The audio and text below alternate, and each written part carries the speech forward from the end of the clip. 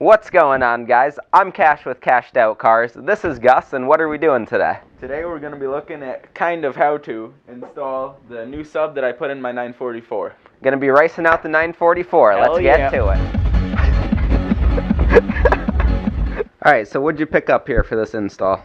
So we got a Boss Audio 1100 watt mono amp. I don't really know much about this stuff, but seems like it should work fine. And then a 2x10 sub. It's a Pyramid brand. It says Super Blue on the front. Don't know what that is. Then we got Boss Audio Cables, which were just like 15 bucks on Amazon for the kit. That's sick. So with this sub, it looks pretty ricey. Does this thing make the 944 have Vtec when you install it?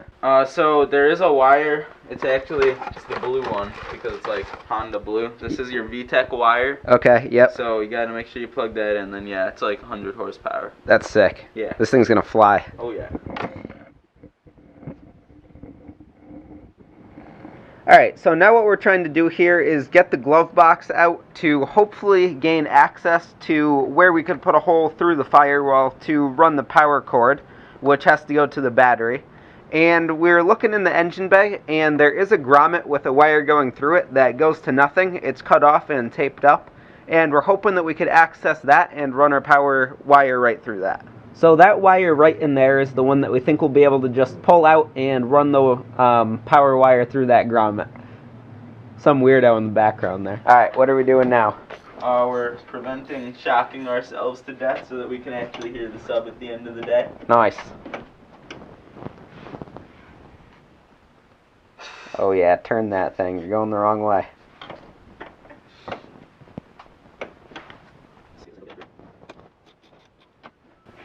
Righty loosey, lefty tighty. Disconnected and safe. Well, I know you didn't expect to be a dad at this age, but congratulations. It's a glove box. Alright, we've determined this wire to be our flux capacitor wire, but we've decided that since this car is slow and Miatas are better, this one won't go 88 miles an hour, so we're never going to get back to the future, so we're just cutting this wire. And now we could go on the inside and pull that right through.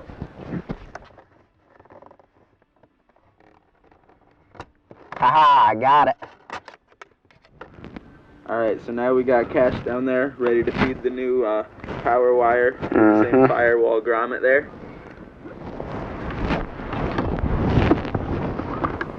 Into the wire cup. Alright. So that should give us plenty of wire. So now we're going to be putting this end on the power wire so that we can run it to the positive terminal of our battery.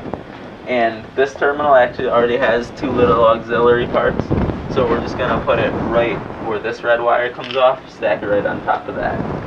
So we're going to strip this wire, maybe, hopefully. Okay.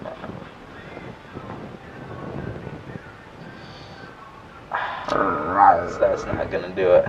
It might. Yeah, so now we're going to attach this ring terminal to our stripped and twisted wire. So we're just going to put that in and take our crimpers and squeeze it down. No. In here? Yeah. I've always used pliers. That there is one power wire that will be connected to the positive terminal. Alright, so next we're going to be installing this nitrous tank. This is going to give us an extra boost on top of the Vtec.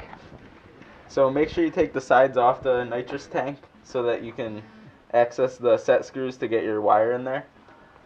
And we're going to be taking the power wire that we just ran to the terminal and cutting it approximately 6 inches from the terminal. It's not too important, just anywhere in there. And then we're going to strip these two ends and put them in, tighten down the set screws. Make sure you have this part actually down the wire so that you can tighten it up good. So we'll put those two ends on now so I don't forget like I almost just did. And then strip these ends. And that there, believe it or not, I know you all think it's a nitrous tank. It's not a nitrous tank. Really? What is it? I thought it was a nitrous tank. No. Is this a fuse? Piece of junk?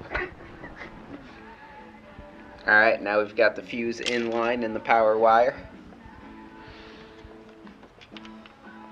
And Gus is going to screw it up real quick right here. I'll always screw it up. And that should be good to go.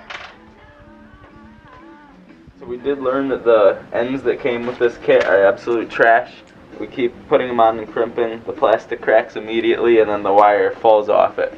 So luckily we got these other ones. Not sure what brand they are or anything, but they're working a lot better. So that's what we're using now.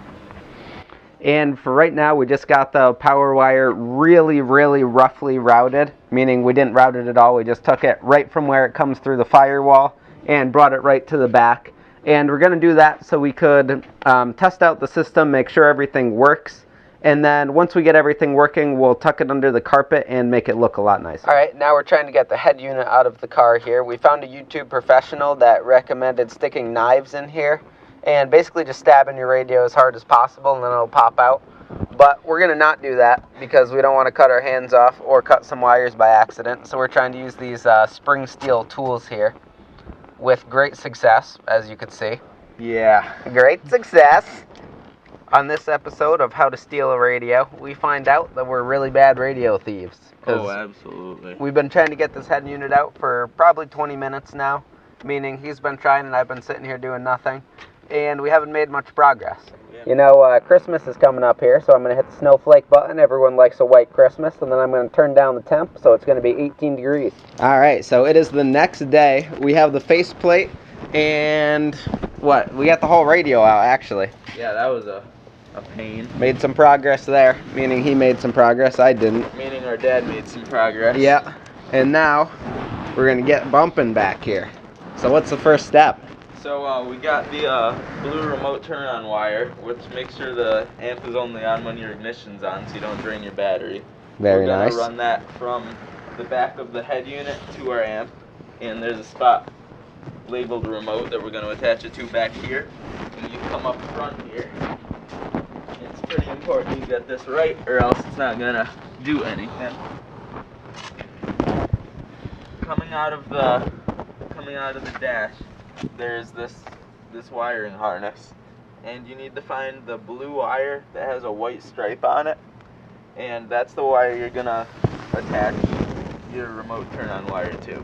So ours isn't connected, which is nice. It'll be super easy. If it is, you're gonna have to split it and fit your wire into it somehow. But like I said, ours isn't, so we're just gonna strip it and splice it together. Remote start. Alright, so now we've got our remote turn-on wire. I like to call it the remote start wire, going to the amp. We got the ground all connected to a ground point on the car, and now we're getting ready to hook that up to the actual amp. And Gus is amped up. Oh, yeah. Alright guys, now we're installing the Honda Racing blue Vtec wire. Where's this bad boy go? Pretty obvious, right? Side. Backside? Oh, on the amp? Yeah. Yeah, the only place that will reach. Alright, so white goes to white and blue goes to red, I take it.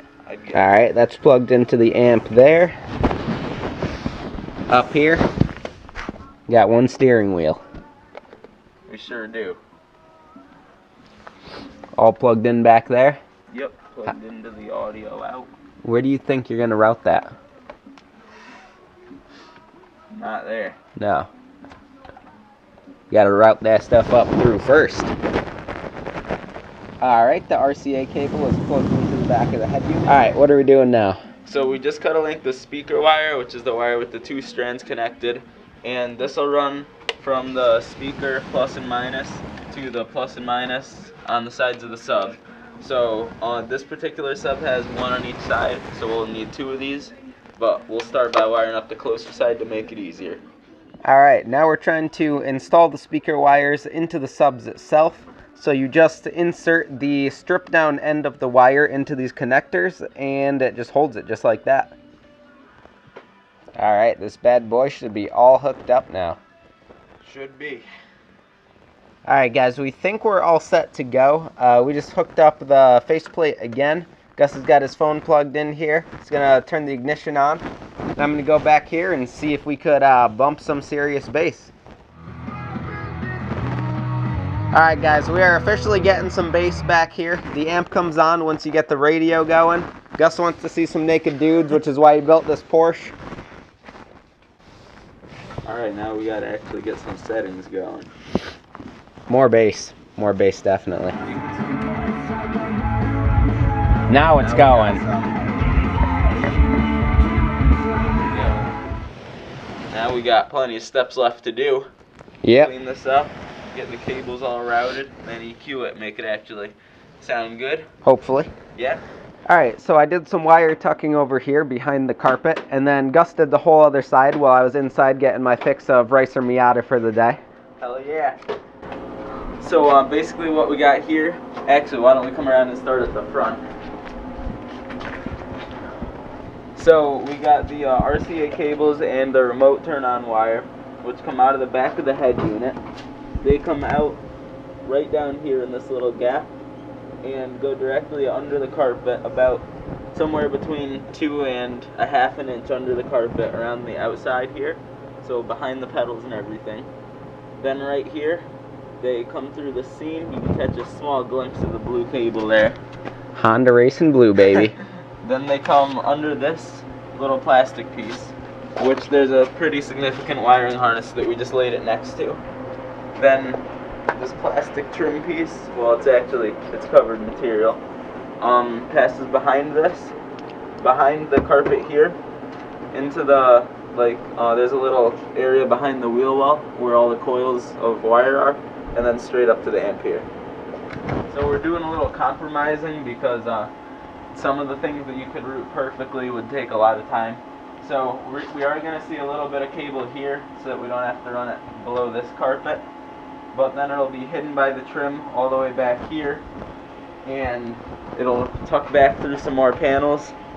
We'll have a little stripe of cable come out from this trim panel here down to the carpet seam there, and then it should be hidden all the way to the amp. Alright guys, so the sub is installed. Gus got all the wires tucked and it looks really, really good. Right now we're just starting to get it dialed in, and we got it fairly low because honestly that sounds good. We don't want to crank it too much, but it's sounding good. That's going to be it for this video. Subscribe for more. Like this video if you think Miatas are better than 944s, even with subs in them. And Gus, crank that bass.